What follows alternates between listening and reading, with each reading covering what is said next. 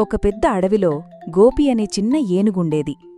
గోపి చాలా బంగారు మనసున్న ఏనుగు. కాని ఎప్పుడూ ఒకే ఆలోచన చేసేది. నేను ఎందుకు ప్రత్యేకం కాను? కోతికి అల్లరి ఉంది, సింహానికి గర్జన ఉంది, పులికి బలం ఉంది, కాని నాకు ఏముంది? ఇలా బాధపడుతూ తిరుగుతుండగా ఒకరోజు వర్షం కురిసింది. వర్షం ఆగిన తర్వాత గోపి ఒక చెట్టు కింద మెరిసే కర్ర పడి ఉన్నది చూసింది. ఇది ఏమిటో అని దగ్గరికి వెళ్ళి తన ముంగిటితో కర్రను ఎత్తుకుంది. ఆసక్తిగా కర్రను ఊపేసరికి ఒక్కసారిగా గోపి ముందు ఒక పెద్ద లడ్డూ పడింది. గోపి కళ్ళు పెద్దవయ్యాయి. అరే, నేను లడ్డూ కోరుకోలేదు, కాని కర్ర ఊపగానే లడ్డూ వచ్చేసింది అని ఆశ్చర్యపోయింది. మరోసారి కర్ర ఊపుతూ అంది, నాకు బనానాస్ కావాలి. అంతే, టపటపటపట అని అరటిపండ్లు ఆకాశం నుంచి వర్షంలా కురవడం మొదలైంది. గోపి ఎగిరిపడుతూ ఆనందంగా అరటిపండ్లు బింటూ, వావ్, ఇది మాయాకర్రే అని ఆనందంతో అరిచింది. ఇది దగ్గర్లో ఉన్న కోతి చూసింది. అది దూకుతూ వచ్చి అంది, హే గోపి, నాకూడా ఒక ఛాన్స్ ఇవ్వు. నాకు గ్రౌండ్నట్స్ కావాలి, క్రంచీ క్రంచీ గ్రౌండ్నట్స్ కావాలి. గోపి కర్ర ఊపింది. కాని గ్రౌండ్నట్స్ బదులుగా పెద్ద పెద్ద గడ్డిగుట్టలు వచ్చాయి. కోతి, అయ్యో, ఇవి నాకు పనికిరావు, మాయాకర్ర ఫన్నీగా ఉంది అని అంది. అడవి మొత్తం నవ్వులతో మార్మోగిపోయింది. తరువాత జింక వచ్చింది.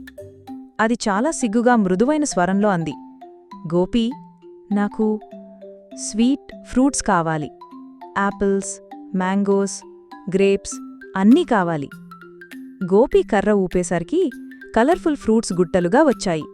జింక ఆనందంతో వాటిని తింటూ, యమ్మీ, థ్యాంక్యూ గోపీ అని అంది. సింహం అహంకారంగా ముందుకు వచ్చింది.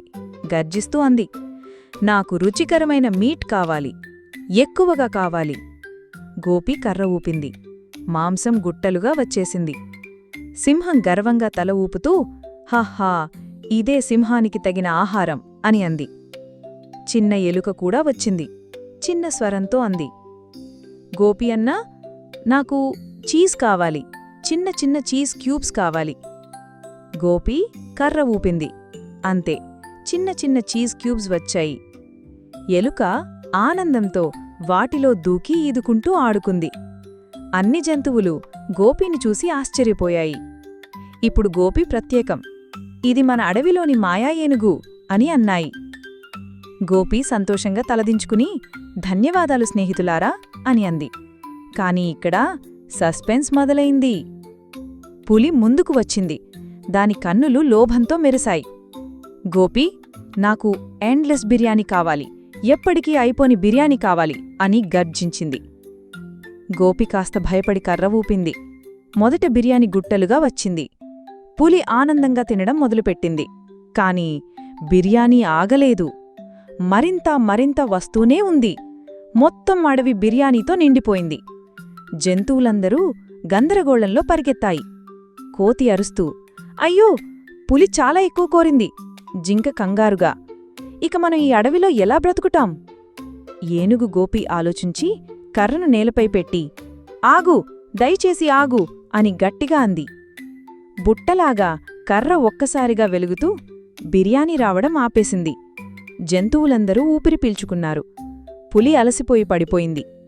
అయ్యో, ఇక ముందు ఇంత లోభం చెయ్యను, చాలా తిన్నా, చివరికి కష్టమే వచ్చింది అని అంది. గోపి నవ్వుతూ అంది, స్నేహితులారా, ఈ మాయాకర్ర మనకి మంచి పాఠం చెప్పింది. అవసరం ఉన్నంత మాత్రమే కోరుకోవాలి. లోభం చేస్తే చివరికి మనకే కష్టాలు వస్తాయి. అందరూ గోపిని అభినందించారు. ఆ రోజునుంచి జంతువులందరూ ఎనఫ్ ఈజ్ ఎనఫ్ అనే బుద్ధితో సంతోషంగా జీవించారు. Moral: greed is dangerous. మనకు అవసరమున్నంత ఉంటే చాలు, మన జీవితం ఆనందంగా ఉంటుంది.